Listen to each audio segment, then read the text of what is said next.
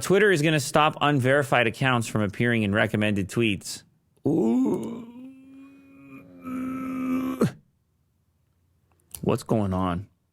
Twitter will prevent posts from unverified accounts from appearing in the For You algorithmic feed starting Saturday, April 15th. CEO Elon Musk announced on Tuesday the new policy means that only posts originating from paid-for Twitter Blue accounts will be included in the platform's stream of recommended tweets. Wow, pay to play, Will. Pay to play, brother. Listen, it's going to be different for sure. I'm surprised. This seems pretty heavy-handed and fast. There's another tweet after it. This is the only realistic way to address advanced AI bot swarms taking over. It is otherwise a hopeless losing battle. Voting in polls will require verification for the same reason. That said, it's okay to have verified bot accounts if they follow terms of service and don't impersonate a human. Whoa. Twitter's going to get a lot weirder.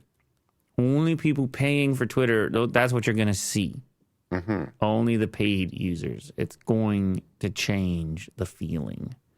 Twitter over the last week also said it would begin to wind down its legacy verified program and remove legacy verified blue badges on April 1st. I presume that includes the Unbox Therapy account, which had been verified for a long time. Twitter Blue has become a tentpole policy of the platform as Musk seeks to find new ways to generate revenue since the Tesla CEO took over the market price the company is said to have tanked.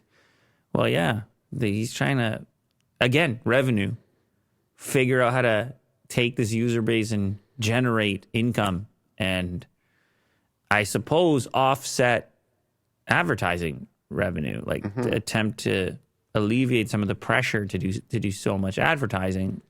It's just moving to a subscription model. But so far it's proven kind of a difficult transition. Good luck.